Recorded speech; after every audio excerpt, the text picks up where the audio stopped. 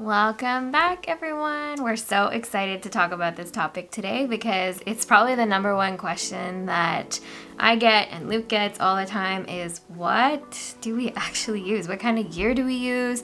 What kind of equipment are we using on a wedding day? Yep. We don't necessarily get this question from clients, but we do get this question a lot from other photographers and videographers. Especially our second shooters. They always ask us, what are we supposed to use for this time of day, whatever it is that we're using, especially to complement each other when you have multiple photographers on scene. So one of the big things that we want to talk about is the type of lenses that we use and why we use them, and even some of the scenarios that we use them for, especially on a wedding day.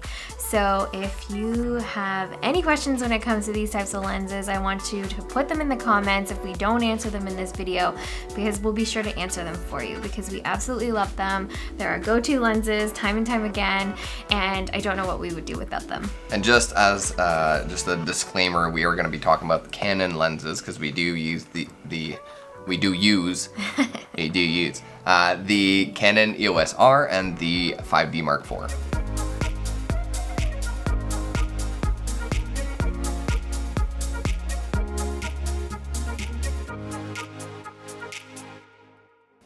Yeah, I've been a Canon shooter since pretty much when I started. It was the camera that Luke got me. So if you don't know our story, Luke actually bought me a camera as a push present when I first had my baby, my first son, and it was a Canon Rebel, and it's still on the camera shelf right behind us. You can see it right there. You can? Yeah, that's right.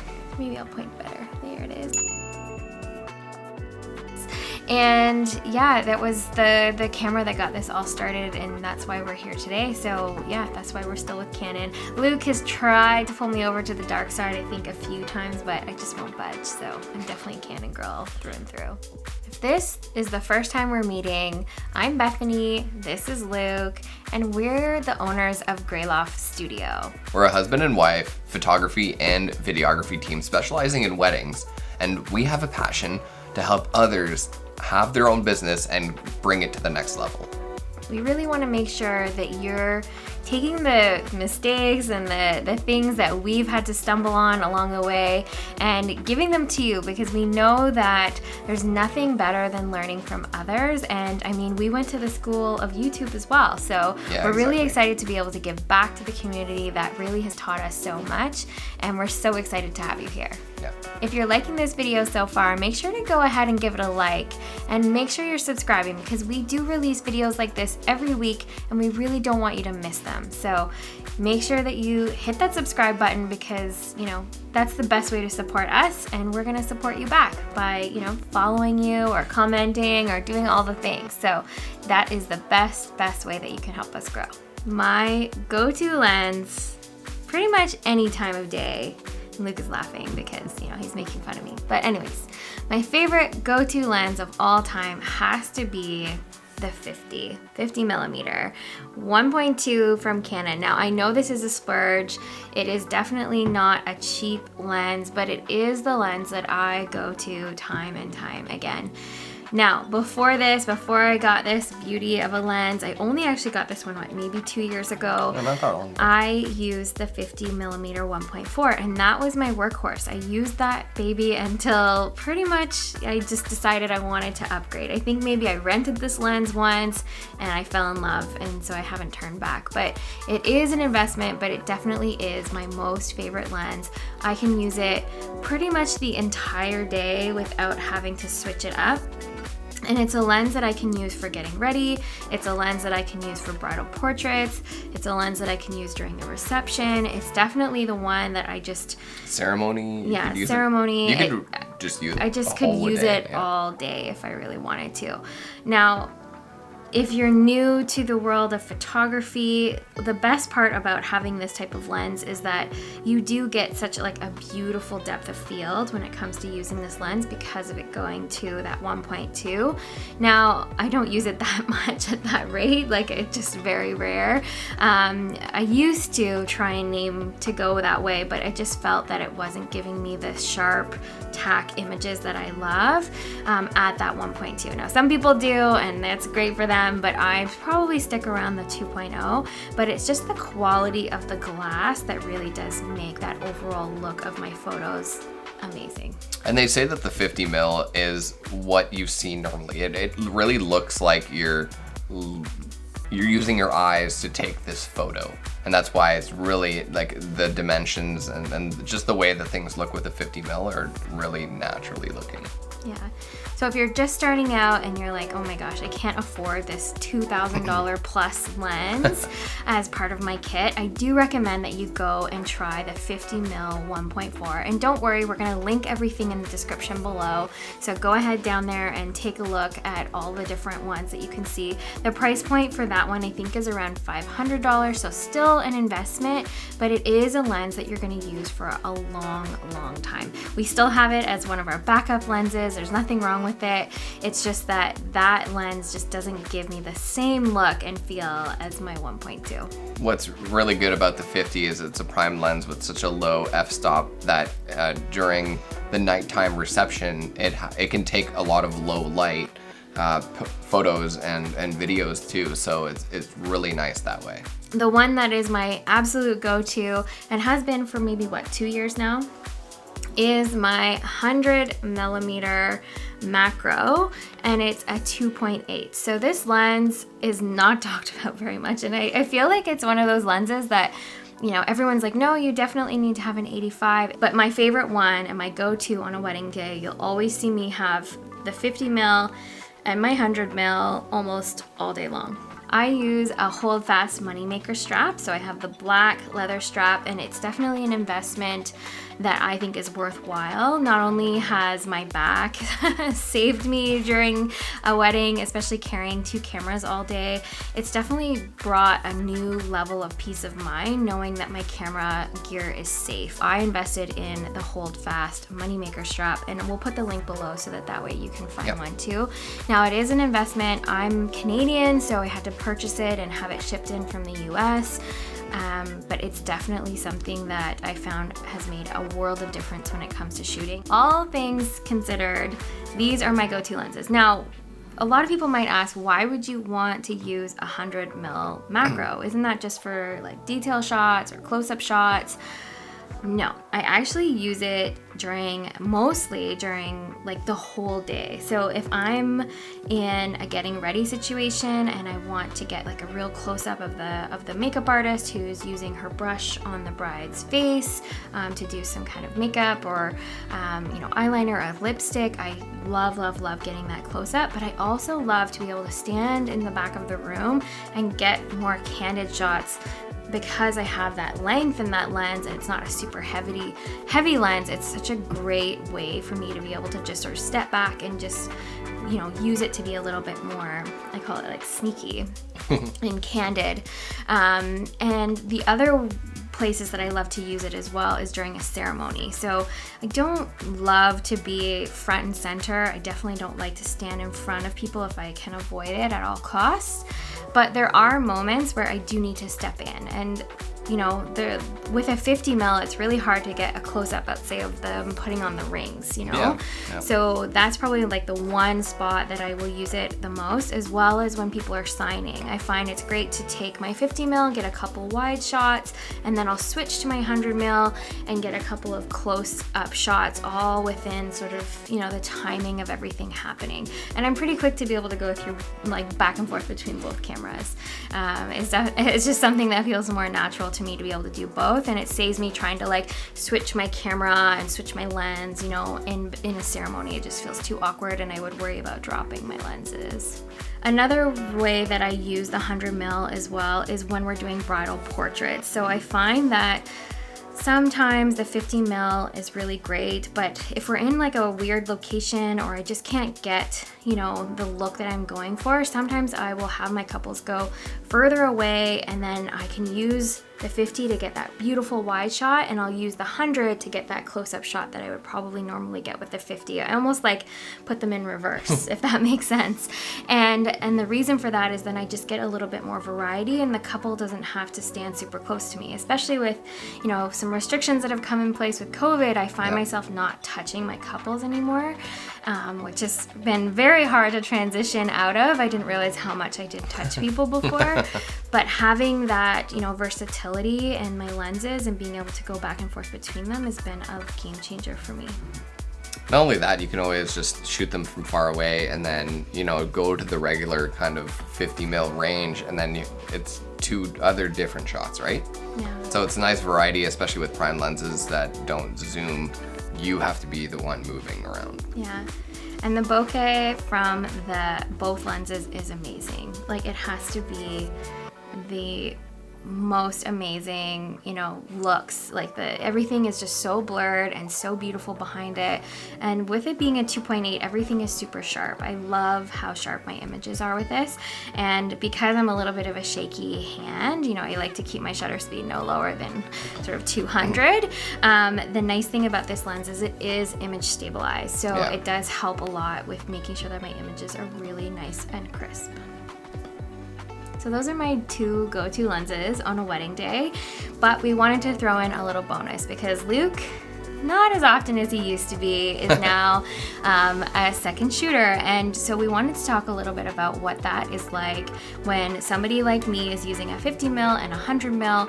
What would a second shooter use and why would they be using those lenses? So Luke, do you want to tell them why, what kind of lenses you would use if you were a second shooter? Second shooter, pretty much your bread and butter, 7200.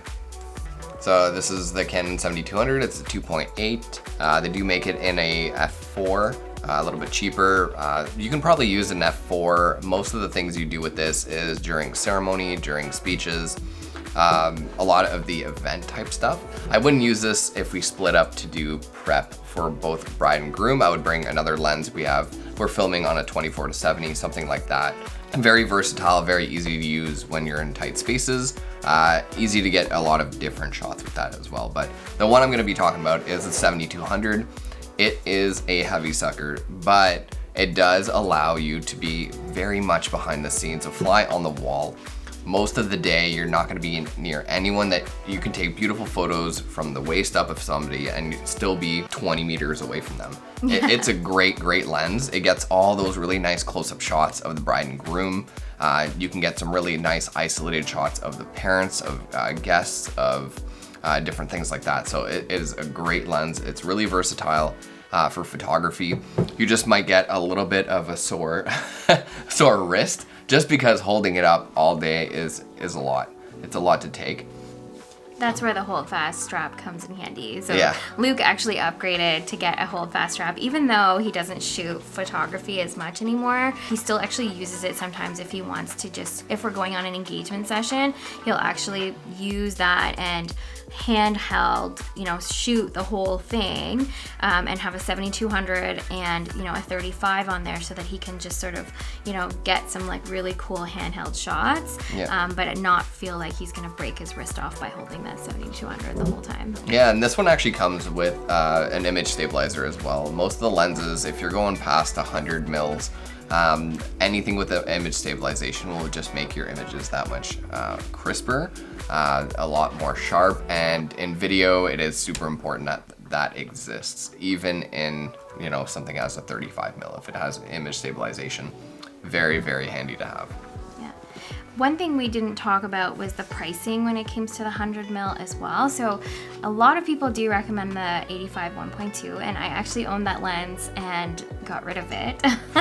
And so the one thing that I love about this lens is it's actually pretty cheap. I think it was about $1,300 Canadian, and it really pretty cheap. I mean, when it comes to photography lenses, that's really cheap. When you think about an 85 mil 1.2, you're looking at like almost $2,800. Yeah, it's like Canadian. It's up there. So for sure. If you could get, you know, you can get one of these and still get those beautiful shots, and you can get a macro shot, which is beautiful. If you haven't delved into the world of macro shots, you're gonna be obsessed, because once you have that capability, it's just like night and day. You're going to up level your photography like crazy by being able to have those really detailed ring shots and a lens that's just gonna be such a good workhorse for you.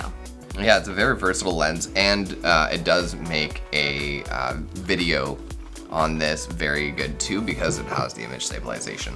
That's actually our go-to for our video lenses, which we'll talk about in another video. So I want to talk about one last lens before I let you go, and it's one that I just got last year. It is the Canon 135mm, and it's a 2.0, and we absolutely love it. Well, I've never used it before. You've never used it? No, I haven't had a chance to use it yet. Oh, I thought you used it before. No. Well, so I will have to use it. You will have to use it. Yeah. I love it because I find that it's very similar to my 100mm macro, but I found that it was a little bit harder to use sort of for a full day.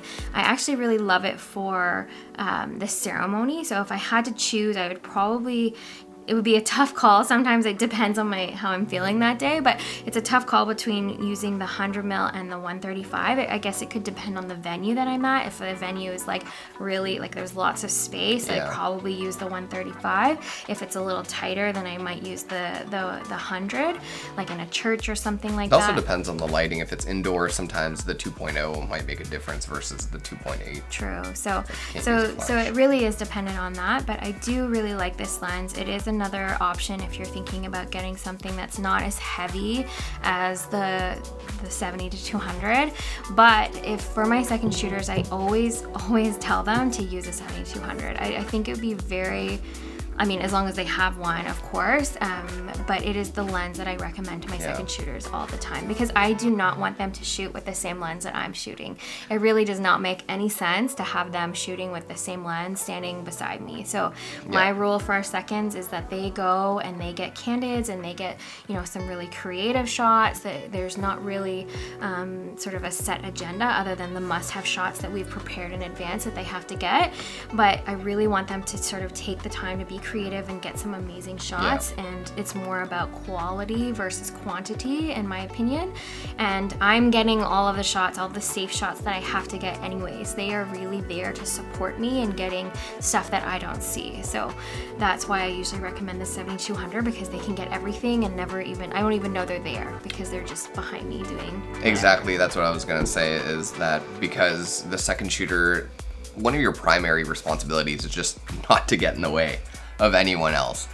So the range on the 7200 is just great to get any of those shots. You can get even, you know, some wider shots just because you're gonna be so far back, but to be able to get a variety of shots, because the primary one, let's say you're using the 50 most of the time or 35, those wider shots are really going to be your main concern, and then everything else, the variety of shots, the tighter shots can all be done on the second.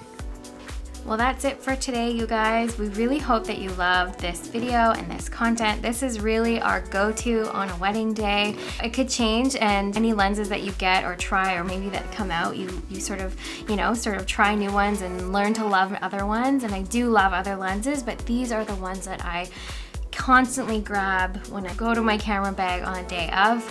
And it's not to say that I won't use other ones, it's just that these are the go-tos. Yeah, exactly. It's always good to have a variety. We always recommend, before you buy a lens, rent it, borrow it, whatever you need to do to get your hands on some experience with that lens, and figure out if it is the right lens for you for the type of photography you want to do. Yeah, we always recommend that you rent it for a whole weekend and schedule a whole bunch of shoots on that weekend so that you can use that lens in a variety of different situations and lighting, so that you get a good sense of what you're going to be investing in. Because a lot of these lenses, as you found out, range from like $500 to $3,000. So you want to make sure that you're getting some really good quality that you're going to, you know, reach for time and time again. Or if you just have, you know, 5 events booked this year, and then just rent it 5 times. It's going to be much cheaper. That's true. Yeah, you can rent the nice one 5 times. You can rent the nice one 5 times, and it, you know, is still going to be way cheaper, and you're going to have that beautiful look that you're going for. So, as always, you guys, we hope that you like this video. We want you to like it if you can, and give it a big thumbs up, as well as subscribe. It means the world to us. We're so excited to be here creating for you and making content that is hopefully helping you take your business to the next level. As always, we'll see you next time. We'll see you next week. Bye.